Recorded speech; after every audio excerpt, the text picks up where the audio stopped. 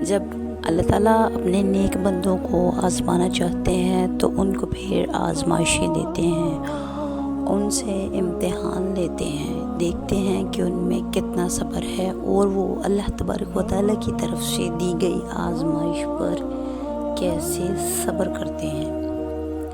ناظرین، ایک 86 سالہ بوڑھا شخص، نیک متقی شخص، جس کو اللہ تبارک و تعالیٰ نے ان کی اولاد کے ذریعے سے آزمایا، تو کہانی ہے حضرت ابراہیم علیہ السلام اور ان کے بیٹے حضرت اسماعیل علیہ السلام کی۔ حضرت ابراہیم علیہ السلام کی عمر 86 سال تھی۔ اللہ تبارک و تعالیٰ نے آپ کو کوئی بھی اولاد عطا نہیں کی تھی۔ آپ کی 2 شادیاں ہوئی تھیں، ایک حضرت سارہ سے اور دوسری شادی حضرت ہاجرہ سے۔ حضرت سارہ سے آپ کی کوئی اولاد نہ ہوئی تو جو آپ کی دوسری بیوی حضرت ہاجرہ تھی، 86 برس کی عمر میں اللہ تبارک و تعالیٰ نے آپ کو اولاد جیسی نعمت سے نوازا اور آپ کو ایک بہت ہی خوبصورت نیک سیرت بیٹا عطا کیا جس کا نام حضرت اسماعیل ہے۔ ناظرین، جب اللہ تعالیٰ نے آپ کو بیٹا عطا کیا تو یہ بات آپ کی پہلی بیوی کو ناگوار گزری، لہٰذا وہ اپنے شوہر سے کہنے لگی کہ مجھے اس بات کی خوشی نہیں ہے، اور اللہ تبارک و تعالیٰ سے کی یہ رضا تھی کہ آپ نے حضرت ہاجرہ اور حضرت اسماعیل کو ساتھ لیا اور عرب کے ریگستانوں میں چھوڑ دیا۔ جس جگہ پر بیت اللہ ہے وہاں پر بہت وقت پہلے کوئی آبادی نہیں تھی، گنجان اور سنسان علاقہ تھا۔ تو آپ نے حضرت ہاجرہ اور اپنے پیارے لخت جگر کو وہیں پہ چھوڑا، ان کو اللہ اور اللہ کے رسول کی سپرد کر دیا، کیونکہ جب اللہ تعالیٰ آزماتے ہیں تو اللہ کے نیک بندے اللہ ہی کی مدد سے اپنے آزمائش پر پورا اترتے ہیں۔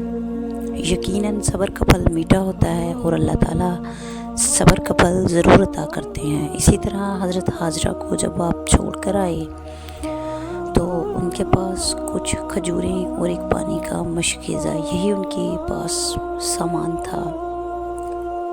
آپ ریگستان میں چھوڑ آئے ان کو تن و تنہا، چلتے جب تک وہ ماں بیٹا آپ کی آنکھوں سے اوجھل ہو نہ ہوئے آپ ان کو دیکھتے رہے۔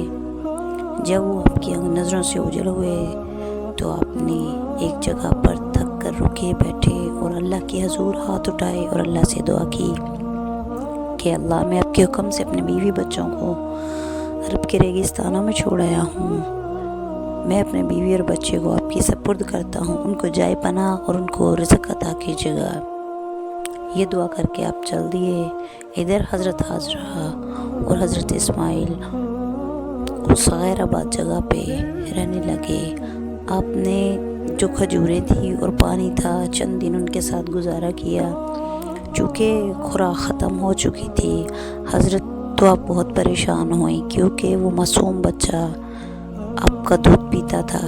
جب آپ کو خوراک نہ ملے گی تو وہ بچہ دودھ کیسے پیے گا، لہٰذا آپ پریشان ہوئیں۔ ایک روز حضرت اسماعیل پیاس سے تڑپ رہے تھے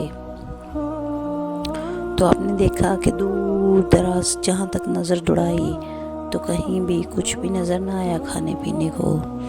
پھر آپ نے حضرت اسماعیل کو جب آپ بھوک سے اور پیاس سے شدید تڑپنے لگے زمین پہ لٹا دیا۔ جن پہاڑیوں کو آج صفا و مروہ کے نام سے جانا جاتا ہے، وہ حضرت ابراہیم کے پیارے بیٹے حضرت اسماعیل اور حضرت ہاجرہ کی سنت کو زندہ کیا جاتا ہے۔ آج بھی لوگ صفا اور مروہ کی پہاڑی پر 7 چکر پورے کرتے ہیں، وہاں کی سعی کرتے ہیں اور حضرت ہاجرہ کی سنت کو زندہ کرتے ہیں۔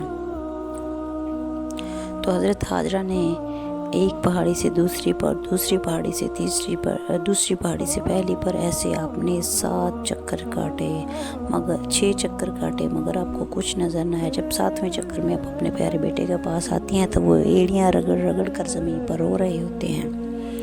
پھر میرے خدا کی شان، میرے خدا کا معجزہ کہ حضرت اسماعیل زمین پہ ریڑیاں لگا رہے ہیں تو وہاں پہ پانی کا ایک چشمہ ابھرتا ہے، جس چشمے کو ہم آب زمزم کے نام سے جانتے ہیں۔ آب زمزم کیسے وجود میں آیا، اس کی کیا کہانی تھی، سبھی آپ کی خدمت میں گوش گزار کرتی ہے۔ امید ہے آپ کو ہماری یہ ویڈیو پسند آئے گی۔ اگر آپ کو ہماری یہ ویڈیو پسند آئے تو ہمارے چینل کو لائک، شیئر اور سبسکرائب کرنا مت بھولیے۔ جب حضرت ابراہیم علیہ السلام کی ایڑیوں سے وہ پانی نکلا جس کو دنیا آج بھی آب زمزم کے نام سے یاد کرتی ہے، اور تا قیامت اللہ تعالیٰ نے آپ کی آزمائش کے بدلے آپ کو تا قیامت جتنے بھی لوگ ہیں وہ آب زمزم کا پانی پیئیں گے تو شفا یاب ہوں گے۔ ناظرین، پھر جب آب زمزم کا چشمہ جاری ہوا تو حضرت حاجرہ بہت خوش ہوئیں، انہوں نے اپنے رب کا شکر ادا کیا اور پھر خود بھی پانی پیا اور اپنے بچے کو بھی جی بھر کے پانی پلایا۔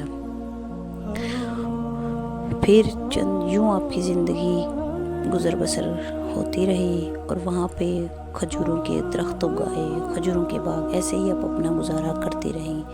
وہاں پہ ایک روز چند قافلے والے گزرے، انہوں نے آپ سے اجازت لی اور پانی پینا چاہا تو اپنی اجازت دی، انہوں نے پانی پیا۔ ایسے ہی لوگ آتے گئے، وہاں پر ایک آبادی آباد ہو گئی۔ ایسی حضرت اسماعیل کا بچپن وہاں پہ گزرا۔ آپ کا بچپن بہت خوشگوار تھا، وہاں پر غیر آباد جگہ آباد ہو گئی۔ مگر ایک روز اللہ تعالیٰ نے جب بیت اللہ کی تعمیر کے لیے تو آپ کو خواب آیا اور اس میں کہا کہ حضرت اسماعیل جوان ہوئے تو ان کو پتہ چلا کہ باپ اور بیٹا مل کر دونوں ضرور ملیں گے، اور وہ ملیں گے تو مل کر خانہ کعبہ کی تعمیر